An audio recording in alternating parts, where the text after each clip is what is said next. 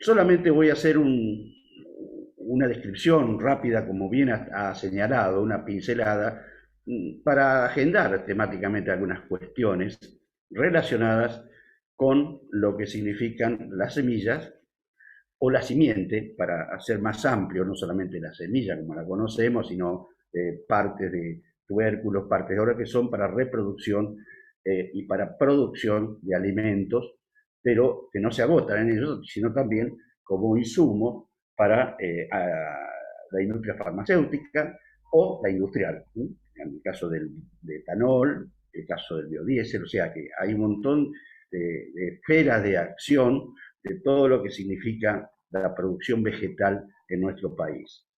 Particularmente también, bueno, yo estoy en la ecorregión pampeana. En la ecorregión pampeana predominan los cultivos comerciales extensivos y en los cinturones muy importantes de nuestras áreas urbanas, los cinturones hortícolas, ¿sí? De consumo directo para las poblaciones. Vivo en una provincia que aporta en cultivos comerciales extensivos, cereales y oleaginosos, entre el 45 y el 48% de la producción global, pero también es cierto de que, bueno, es una cuestión que ahora con el tema de los derechos de propiedad intelectual, que no son nuevos, pero ahí existen algunas cuestiones que desde las reformular nuestra ley de semilla, la 2247, que ya tiene largos años de existencia, casi 50 años, vamos a cumplir el año que viene, desde el año 1973, que fue sancionada en el contexto de la, vamos a decir, de las orientaciones de la Unión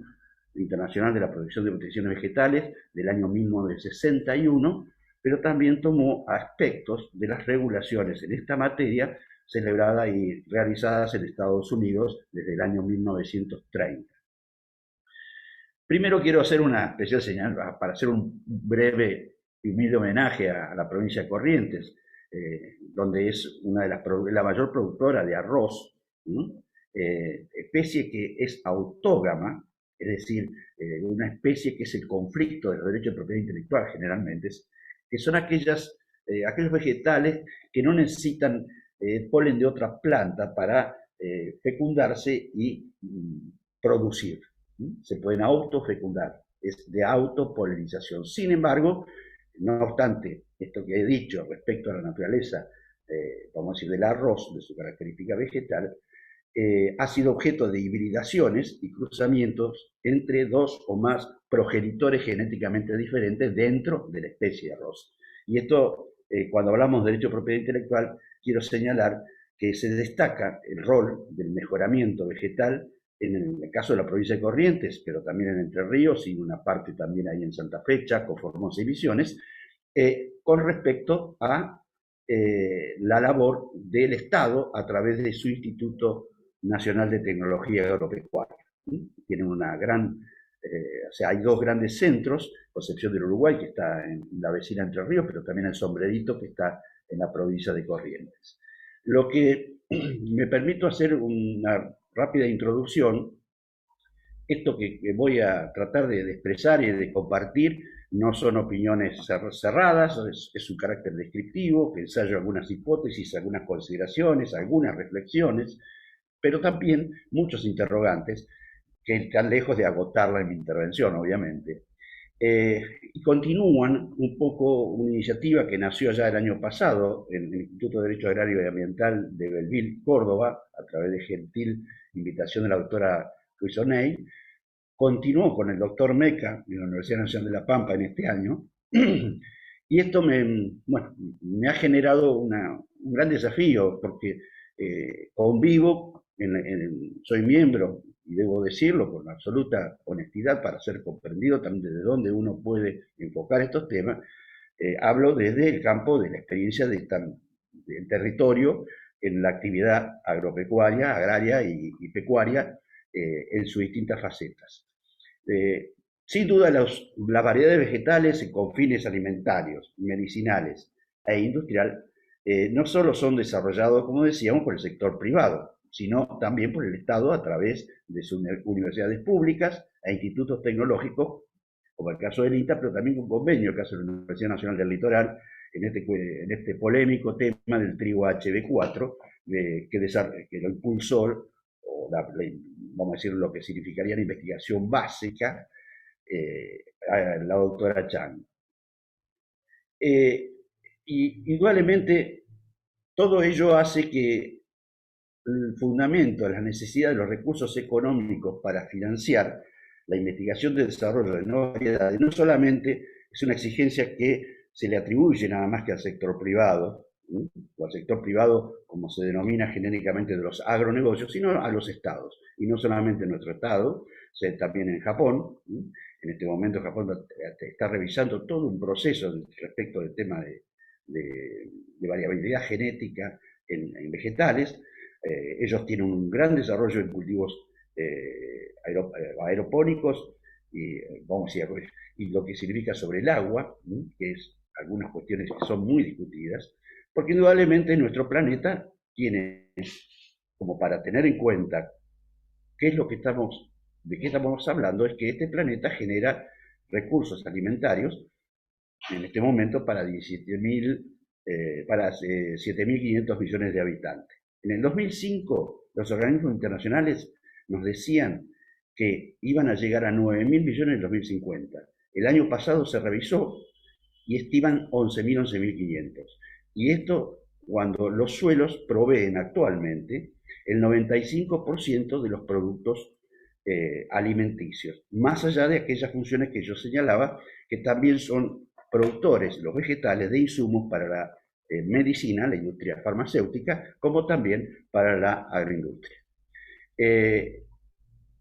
Indudablemente, siguiendo un poco a Vergel, de un trabajo que participó también la doctora Romero, dirigido por Casellia y Vergel, coordinándola hace unos años atrás, hace algo más de 13 años creo yo, respecto de que se apunta que el sistema puede considerarse un instrumento de políticas públicas, en este caso que se otorgan privilegios a particulares o instituciones a través de este derecho de propiedad intelectual que durante el plazo asignado por la ley tienen una suerte de derecho absoluto. Derecho absoluto que no significa excluir la posibilidad de que en algún momento, por situaciones extraordinarias, esos cultivares, bajo este derecho de propiedad, sean sometidas al uso público restringido, como dice nuestra ley de semillas.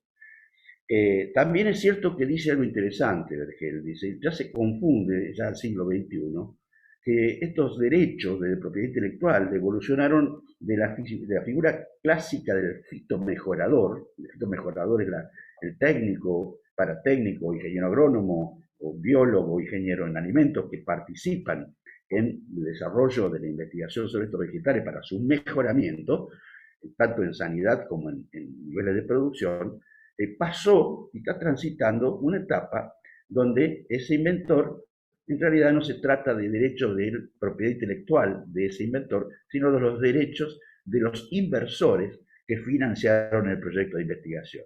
Y tenemos sobre dos causas, voy a citar nada más que el tema de Monsanto, que ahora es propiedad de Bayer, que tiene una protección de la ley de patentes en 2001 en Argentina, iniciada en 2001, fue otorgada en el 2009, con vencimiento en el 2021, o sea, venció el año pasado, de una patente registrada bajo el título de una molécula de ADN recombinante, método para producir plantas tolerantes a glifosato. El titular es Monsanto Company, los inventores Heck, Rodríguez y Balson. Es decir, los que desarrollaron realmente la investigación y desarrollo son estos tres científicos, pero es quien la empresa se retuvo, obviamente, se detenta el poder respecto de esta titularidad de derecho. Bueno, los elementos básicos para construir escenarios hipotéticos para la investigación indudablemente nos empuja hacia una visión prospectiva, es imaginar, suponer, construir mentalmente cuál podría ser el futuro. Aquí tenemos unas tendencias claras, los recursos naturales se agotan, son finitos. Disculpe, doctor, ¿está compartiendo pantalla ahora o no? No, ahora la comparto. Si me da un segundito la comparto.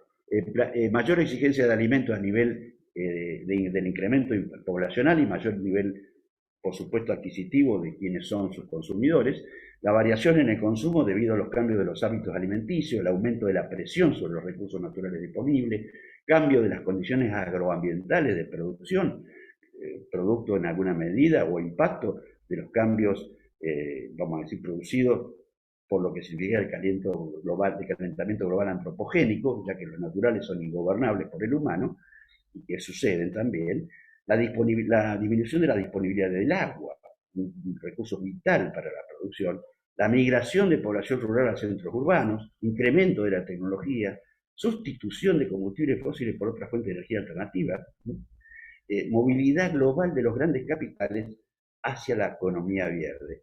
Algo que en Argentina y en nuestros ámbitos todavía no ha tenido, creo yo, la importante, vamos a decir, abordaje, y que es un desafío. Desde el año 2010, con la ECO+10, se incorporaron los primeros instrumentos de economía verde.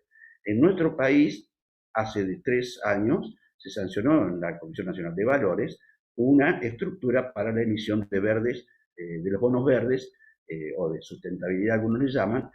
Bueno, el tema de los bonos de carbono, que son los bonos del Estado, en cuanto que cada Estado puede generar, ser un emisor neto o un generador neto de contrarrestar ese carbono emitido, sobre todo en los países industrializados. Bien, yo lo que propongo compartiendo pantalla aquí, todo esto nos deja en un escenario, un poco siguiendo lo que nos propuso la doctora Romero, lo que significa el predominio de la ciencia y la tecnología aplicada a la producción de alimentos. Nos vamos a focalizar ahí, si bien tiene el uso medicinal y el uso industrial. ¿Qué pasa con el productor que uno puede ensayar como posibilidad, probabilidad? Es que ya el proceso de mejoras e ingeniería genética y todo lo que significa lo que son la ciencia y tecnología aplicada a las variedades vegetales, no solamente en la producción, sino en las cualidades nutritivas, en la segunda generación de ingeniería genética, es si el productor agrario, como hoy lo conocemos, propietario de su producción, que genera commodities, un producto indiferenciado, va a un mercado disponible o de futuro, pasará a ser un prestador remunerado por servicios de producción agroindustria, alimentaria, medicinal y su producto. Y si la ciencia hidropónica, aeropónica o alimentos de laboratorio. No sé si se me escucha bien, porque no tengo mucho retorno. Sí, continúa, doctor, sí, está bien. Bien, porque por ahí tengo una situación. Hay una cosa que me gustaría compartir con ustedes. Generalmente nosotros los abogados, puede ser que vamos a decir, en el lenguaje coloquial normal esto suceda como sinónimo y no lo es. Pero nosotros desde el campo, a lo mejor más enfocado académicamente, tenemos que diferenciar lo que es la agrobiotecnología de lo que es la ingeniería genética, que muchas veces se lo usa como sinónimo.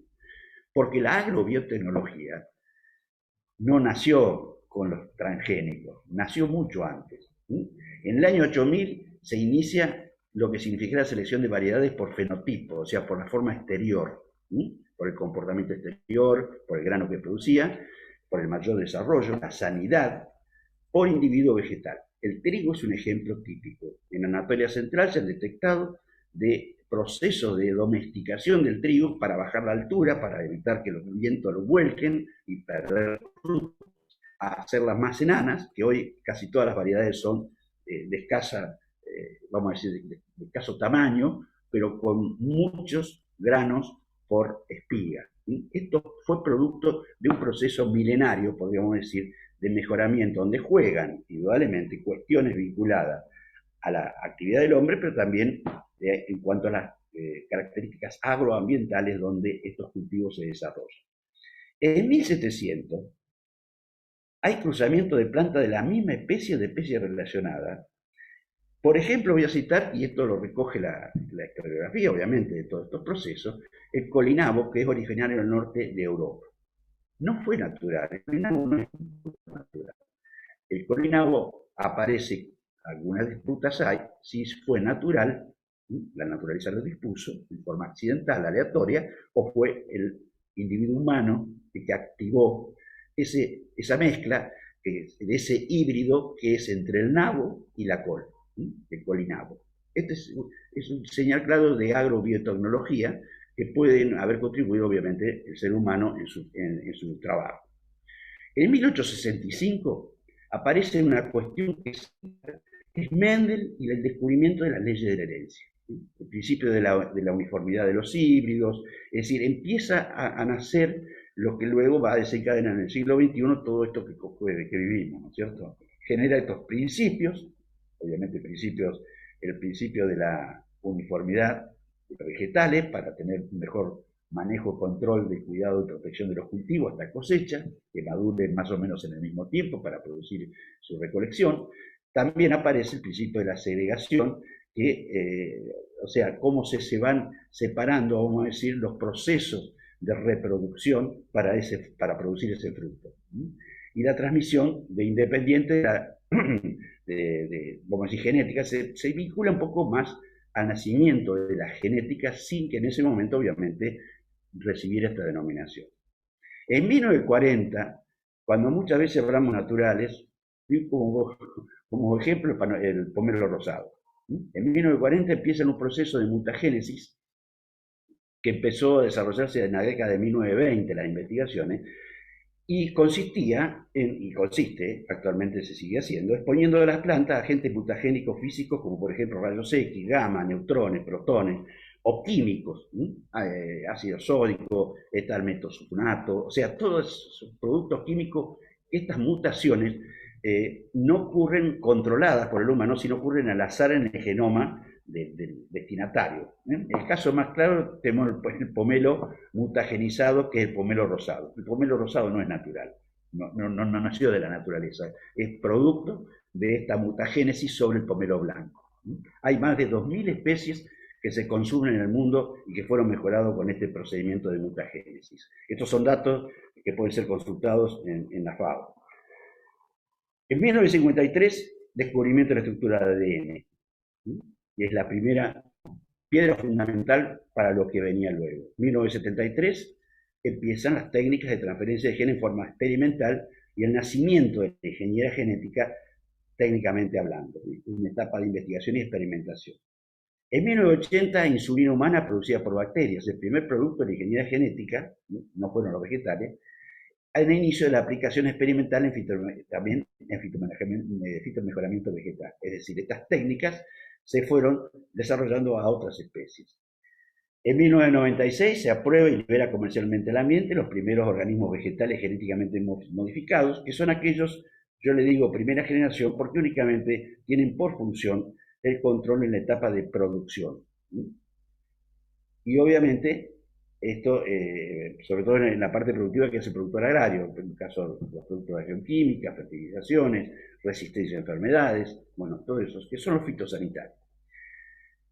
Y las características de las plantas para tolerar algunos herbicidas, insecticidas o fungicidas que podrían afectarlas.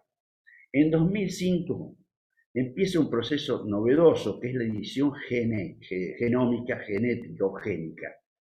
Que no me voy a extender demasiado, pero estoy a disposición para avanzar en estos temas, porque en este momento en el país se han recibido 26 solicitudes de edición genética sobre distintas variedades, que se distingue de la ingeniería genética tradicional del transgénico, porque no se trata de transferir un gen de una especie a otro, sino en el mismo individuo se edita, se suprime, se llama de tijera, aquellos genes que pueden recibir o ser susceptibles de mayores enfermedades para ese cultivo, amenazar el fruto que va a producir, o bien algunas propiedades que tienen estos tipos de frutos en su composición natural que pueden tener una cierta afectación humana en el proceso de alimentación.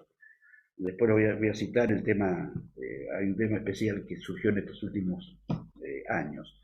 En el 2016 finalmente se aprueban cultivos o organismos vegetales genéticamente modificados con cualidades nutritivas diferenciales. Hay muchísimos. Hay papa, arroz dorado, fortificado con vitamina A, es decir, hay muchos no están aprobados en el país, pero en el mundo, en muchos países, ya empezaron a hacer sus aprobaciones. La edición génica, me distingo acá, nació un poco producto de un microbiólogo español, Mojica, su apellido, de la Universidad de Alicante. Descubrió y lo bautizó como tijeras genéticas, ¿sí? En 2005. Hay ejemplos, el caso de la mandioca, ¿sí? que perseguía esta edición génica, silenciar dos genes cianógenos, ¿sí? Que es un gas incoloro que a concentraciones altas puede ocasionar daños a la salud humana, génicamente. Esto aclaro que en la Unión Europea hay muchos de estos productos que se están consumiendo y comercializando en nuevas variedades de cítricos resistentes a enfermedades a través de esta técnica de edición genética, porotos editados, porotos alubias, bueno, todo esto hace que estamos en presencia de una situación científica y tecnológica avanzada que tiene sus pros, vamos a decir, sus beneficios, pero también sus potenciales perjuicios. Ya no hablamos solamente de bioseguridad, que obviamente es muy importante, sino también de lo que significa un trasvasamiento de lo que era el productor agrícola clásico a la producción industrial que es conducida y desarrollada por las empresas. Es decir, desaparece un poco la figura tradicional del productor. Y voy a citar como ejemplo que para la zona de Entre Ríos y Norte de Buenos Aires, donde yo estoy, fue por ejemplo, de las aves parrilleras. Hoy las aves parrilleras, no hay productores de aves parrilleras independientes, son las industrias que dan en depósito, como lo hacían en alguna época con algunos problemas, una cantidad de aves y el productor, vamos a decir entre comillas, solamente tiene que atenderlo. De allí que ha habido unos fallos, sobre todo de carácter tributario, donde han considerado de que la relación de estas industrias agrícolas con este productor, entre comillas, en realidad es una relación laboral, no es una relación de productor-empresario. En el caso de porotos editados en Brasil, el Embrapa está utilizando la edición génica para desarrollar variedades de porotos que mantengan calidad durante periodos prolongados. Es decir, para darle mayor tiempo, como son perecederos, mayor tiempo de exposición para llegar al consumidor en lugares lejanos. Bien. Me interrumpe, doctora, si estoy muy pesado. Bueno, yo acá voy a dar un pequeño esquema, que esto lo compartí también con el doctor Meca, donde tenemos un sistema de derecho internacional y nacional, donde convergen dos derechos de propiedad industrial y los derechos de obtención vegetal.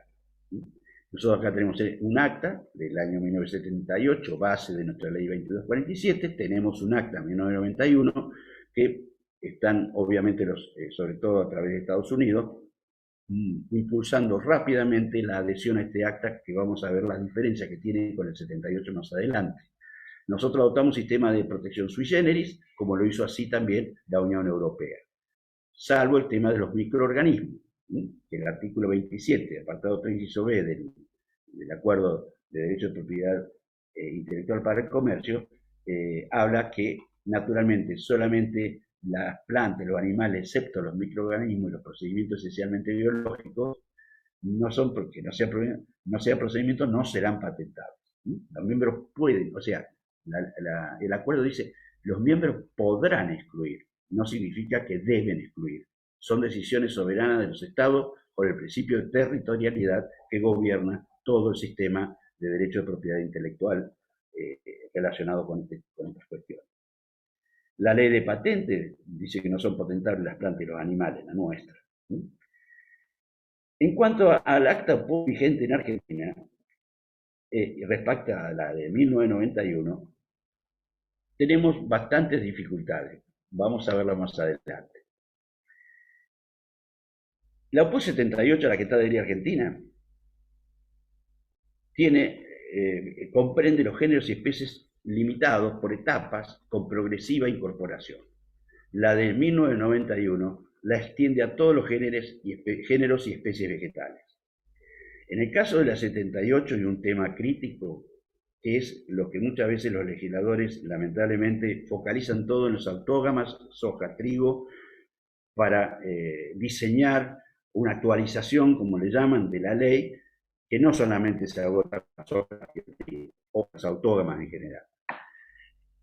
En la del 78 no requiere autorización para reservar, por ejemplo, el productor la semilla de uso propio en el caso de las autógamas, no así con las alógamas, que obviamente no hay posibilidades de que genere una producción aceptable debido a su variabilidad y a su carácter, vamos a decir, ya que necesita el polen de otro individuo que le llamamos nosotros machos y hembras. Y también no requiere autorización para que cualquier fitomejorador sobre un cultivar o una variedad preexistente le incorporen mejoramientos. En el caso del 78, la duración de ese derecho de obtención vegetal era por 15 años la mínima, en el caso de vides, 18 años. No alcanza el producto cosechado con fin comercial, industrial o investigación. Esto es 1978 que rige hoy en Argentina. ¿Cuál es la presión cada vez más creciente? La de adherirse a la OPO 91. Se extiende a todos los géneros y especies vegetales, a todos. Requiere autorización para reservar y uso propio. Y incorpora lo que ellos llaman variedades esencialmente derivadas, que son aquellas que de una original un fitomejorador le incorpora, sin alterar su genoma, le incorpora una nueva característica, puede ser a través de ingeniería genética, a través del fitomejoramiento tradicional, y preserva el derecho de la variedad original. La duración la extiende a 20 años, en el caso general, y en vides 25. Y polémicamente, en el año 1991, la OPO dice que ese derecho de obtención vegetal, asociado al derecho de propiedad industrial, cuando convergen en la misma semilla, se extiende al producto cosechado y a todo producto fabricado. Esta es una situación que lamentablemente, funcionó como barrera para que muchos países dudaran de incorporarse, y aún hoy, a esta nueva propuesta del OPO 91. Decíamos que nosotros estamos concentrados, es más, he visto algunos proyectos de leyes que si no la nombran, pero uno deduce de que están hablando de soja y trigo. Soja y trigo, que son aquellas autógamas donde indudablemente son mucho más jugosos los derechos de propiedad o derechos de obtención vegetal, derechos de propiedad intelectual. Pero tenemos que, si se modifica esto, se va a extender a todos los géneros y especies en aromáticas, en cereales, en cultivos industriales, en forestales, en forrajeras, frutales, hortícolas, oleaginosas, ornamentales. Es decir, no se agota solamente con los cereales o la oleaginosa o no oleaginosa. Frente a la extensión del derecho de extensión vegetal y el derecho de propiedad industrial, al producto cosechado es lo que está generando mayores desacuerdos y presiones. Las organizaciones empresarias, obviamente, que representan los derechos de los titulares de los derechos de propiedad intelectual, pugnan por lograr una protección amplia de su producto. Especialmente en autógama, por lo que se indicaba como la proliferación de la llamada bolsa blanca, es decir, una semilla que reserva el productor, pero muchas veces sale al comercio ilegal. Lo que sí es cierto que los datos que muchas veces manejan las compañías semilleras a veces son sobreactuados, exagerados, para fortalecer sus argumentos, obviamente, pero hoy por hoy se declara en los organismos fiscales la reserva y la semilla, y obviamente se cobran lo que le llaman regalías, que algunos llaman canon tecnológico, pero bueno, es regalía sobre la reserva de semilla para reproducción, pero no sobre todo el grano cosechado. La extensión de este del derecho de obtención vegetal y el derecho de propiedad industrial en el caso de los eventos transgénicos a toda el producto de la cosecha y lo fabricado con ella, la pregunta. Y podemos preguntarnos también, y esto es un tema que va a tener actualidad en muy poco tiempo, porque va a surgir, obviamente, ya la consideración pública, si estamos frente a es una interrogante que hago, no hago una afirmación, si es una antinatural, generalizada, ilegal e ilegítima pretensión de estrategias comerciales de las compañías, forzando la interpretación lineal de la OPO 1991 que muchas veces se difunde parcialmente, sin aclarar de que muchas veces habla de facultades de los Estados miembros y no de obligación de implementación de los Estados miembros.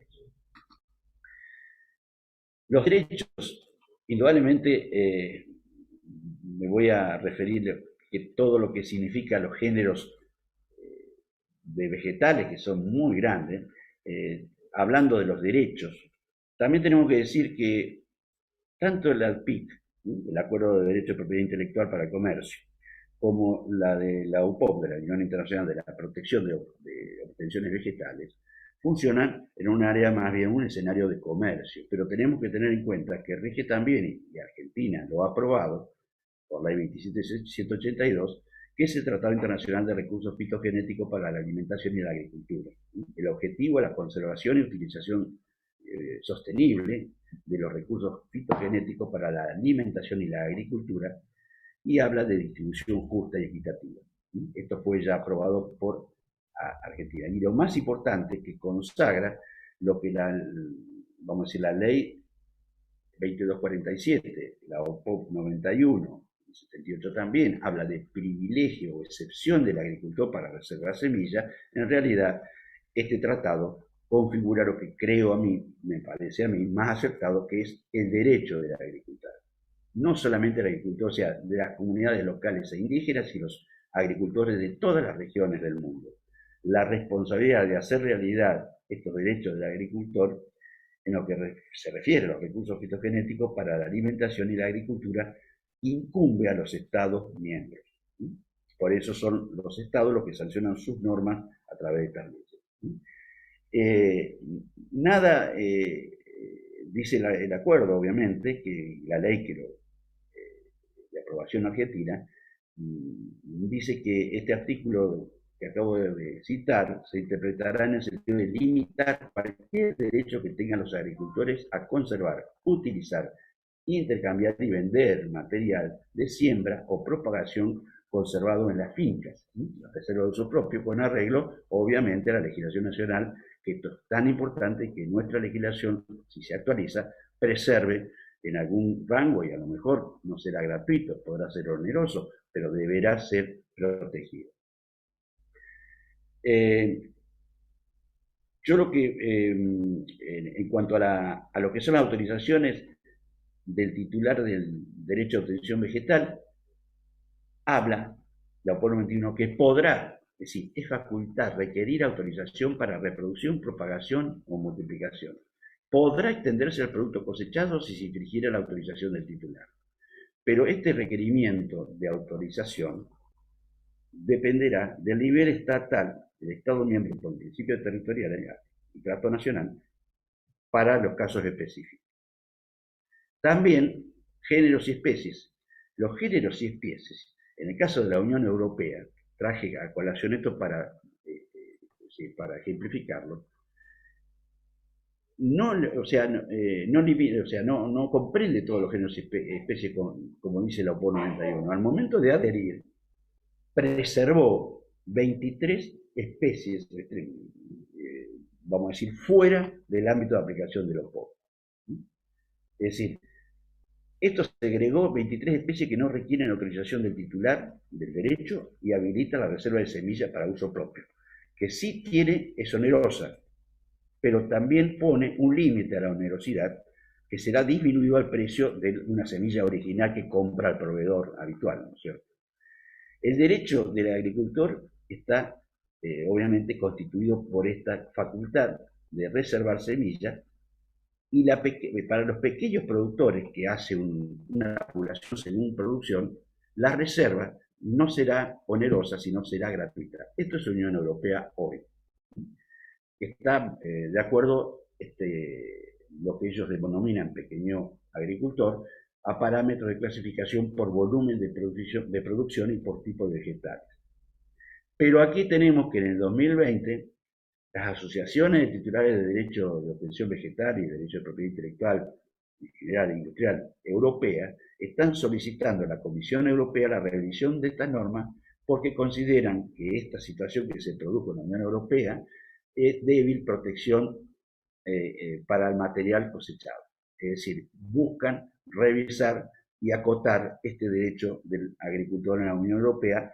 2022 es la fecha que es este año en que la Comisión Europea debería expedirse.